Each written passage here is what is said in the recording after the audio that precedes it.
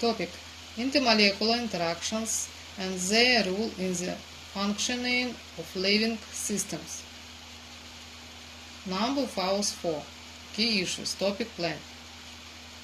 First, intermolecular interactions and their role in the functioning of living systems.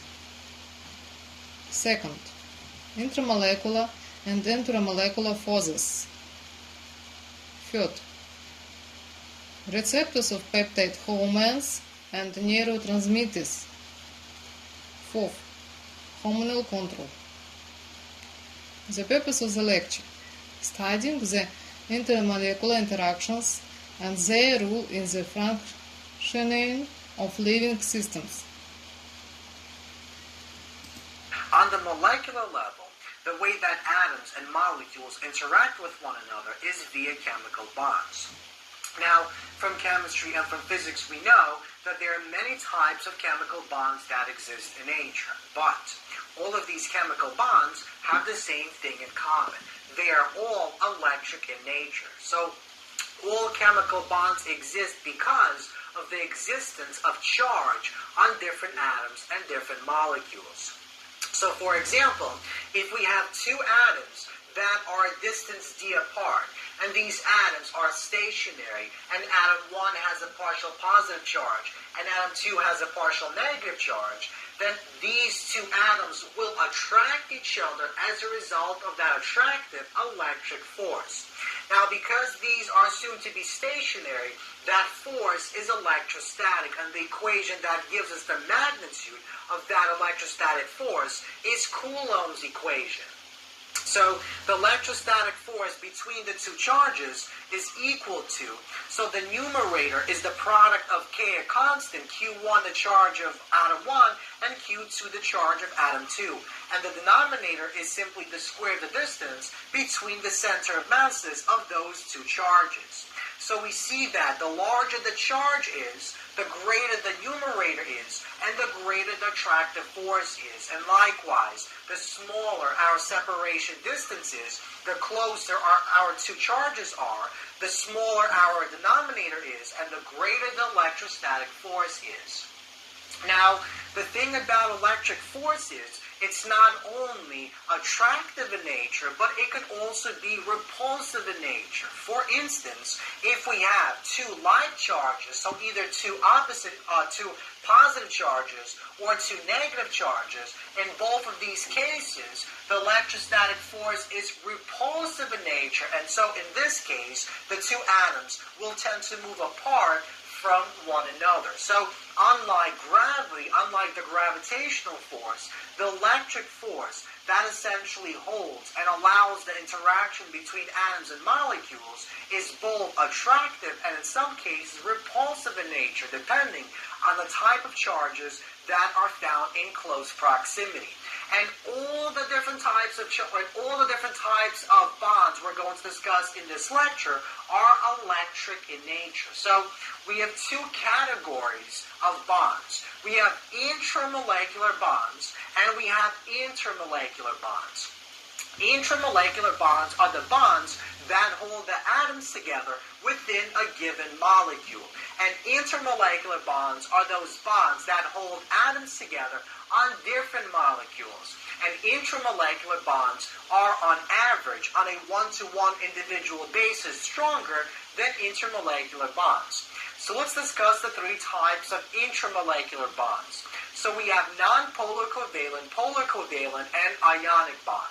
Let's begin by defining what a covalent bond is. A covalent bond is a bond in which we have the sharing of electrons. If the sharing is equal between two atoms, we have a non-polar covalent. If the sharing is not equal, if it's slanted to one side, then we have a polar covalent bond. So, let's suppose we're considering the following molecule in this biological molecule that exists on DNA molecules and RNA molecules, this guanine molecule. We have four types of atoms that are arranged to form the molecule. We have H atoms, we have N atoms, we have carbon atoms, and we have an oxygen atoms. And all these atoms are held together by two types of intramolecular bonds. We have non-polar covalent and polar covalent. Now, let's suppose we examine the bond between this carbon and this carbon. These two carbons are the same exact atoms. They have the same exact electronegativity value, and that means they will pull the electrons equally. And so they will have an equal distribution of electrons between these two atoms. And so what that means is there will be a net charge of 0 on this carbon and this carbon, and so there will be no electric dipole moment that exists between these two carbons. And in that case, because we have an equal sharing of electrons, this is a nonpolar covalent bond. Now, covalent bonds can be double bonds, single bonds, or triple bonds.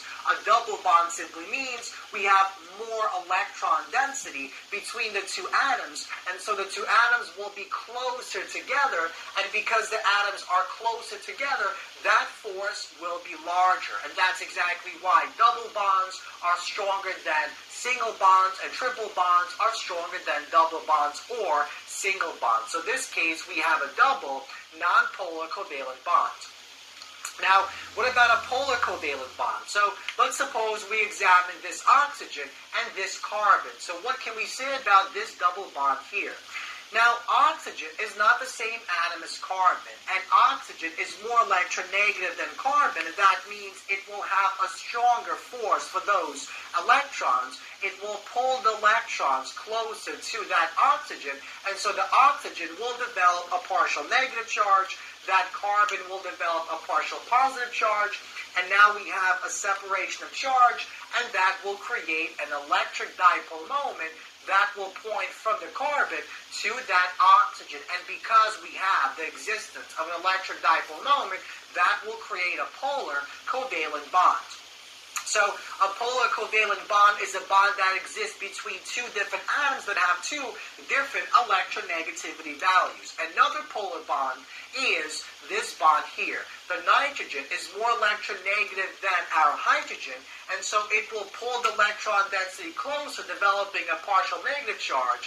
It will take away the electrons from H, and the H will develop a partial positive charge. And so this is another example of an electric dipole moment, a polar covalent bond. So the electric dipole moment here will point in this direction. Now, the final type of intramolecular bond that is not found in this guanine molecule is an ionic bond. And one example of an ionic bond is in a sodium chloride molecule. So in a single sodium chloride molecule, we have one ionic bond. Now, what happens is, because we have two different atoms, and because one of these atoms is so much more electronegative than the other atom, because chloride is so much more electronegative, it will pull that electron completely onto that chloride atom. And so we basically have no sharing of electrons, because that single electron ends up entirely on that chloride. And so the chloride develops a full negative charge, and a sodium develops a full positive charge because it becomes deficient. It doesn't contain that electron.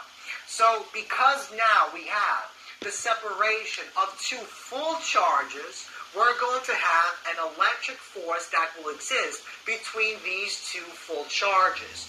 And so this is what an ionic bond is. So in some cases, one atom is so much more electronegative than a second atom and so it pulls that electron density completely to one side, and that develops a full positive charge on this, a full positive charge on this, a full negative charge on that, and so we have a separation of two of these full charges, and that will create a force we call the ionic force or the ionic bond. So three types of intramolecular bonds that hold the atoms in a given molecule together. Now, in biochemistry, the chemical bonds we have to really be familiar with are the intermolecular bonds. Because even though the intermolecular bonds aren't as strong as the intramolecular bonds are on the one-to-one basis, because usually we have so many of these intermolecular bonds involved in any given reaction, these intermolecular bonds end up playing a very important role in actually determining what the pathway of a reaction is and what the structure of a final molecule is. For example, in proteins and in DNA, it's the intermolecular bonds that basically allow that three-dimensional structure to actually exist in the first place. And we'll see exactly what we mean by that in future lectures. So let's discuss two important types of intermolecular bonds that you should be familiar with in your study of biochemistry. So we have hydrogen bonds and London dispersion forces. So a hydrogen bond is a specific type of a dipole-dipole interaction, dipole-dipole bond. In fact, hydrogen bonds are the strongest type of intermolecular bonds, as we'll see in just a moment. So when we examine our DNA structure, we see that along our bases, on opposite strands of DNA, we have these bases that interact with one another via hydrogen bonds. So one of these bases is guanine. Two other bases are adenine and thymine. And adenine and thymine interact with one another via these hydrogen bonds. Now, in a hydrogen bond, a hydrogen atom is shared by two electronegative atoms. So what exactly do we mean by that? So let's go back to this molecule. So in this molecule, we spoke about polar covalent bonds. Here we're also going to have polar covalent bonds. So because the oxygen is more electronegative than the carbon, this carbon will develop a partial positive charge. This oxygen will develop a partial negative charge. By the same reasoning, this will develop a partial negative charge, and this also develops a partial negative charge. This has a partial positive charge, this has a partial positive charge, and this nitrogen will have a partial negative charge. So we have a partial positive charge here, and right next to it, on the other molecule, we have a partial negative charge on the nitrogen, and so we have the existence of these two partial charges that are opposite in nature, and that will be an attractive force. And this bond is known as a hydrogen bond because this hydrogen atom is being shared by these two electronegative atoms. Likewise, because we have a partial positive charge on this H atom, it is being shared by these two electronegative atoms, namely the nitrogen and our oxygen. So that is what a hydrogen bond is. A hydrogen bond exists between two different groups of atoms that have a permanent dipole moment. So what that means is there's a permanent dipole moment right here, and there's also permanent dipole moment right over, let's say, right over here.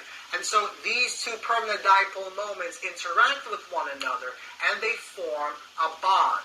Now, why is a hydrogen bond the most stable, the strongest type of intermolecular bond? Well, that's because hydrogen is the smallest nucleus that exists in nature, and it's such a small atom that the H atom can get very close to this atom and this atom. And so what that means is because the distance between the two charges is so small, that force is relatively large. And that's exactly why hydrogen bonds are the strongest type of intermolecular bonds.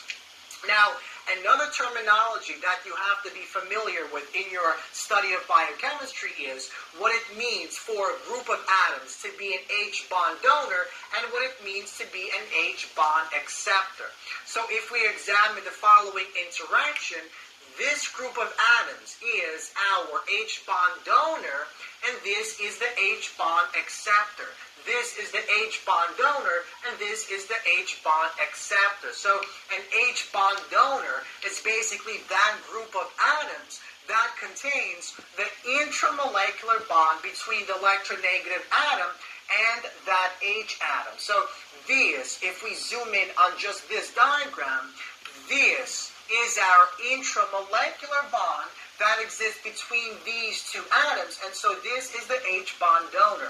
And the other atom that contains that partial negative charge is the H bond acceptor. It can basically bond with this partially positive charge. Now, the other type of intermolecular bond that you have to be familiar with in your study of biochemistry are the London dispersion forces. Now, in biochemistry, sometimes the London dispersion forces are also called van der Waals forces. So in biochemistry, if somebody ever tells you or refers to the van der Waals forces, they are probably referring to the London dispersion forces. The reason this is technically incorrect is because actually all intermolecular bonds are technically van der Waals forces, but sometimes in biochemistry they use these two terms interchangeably.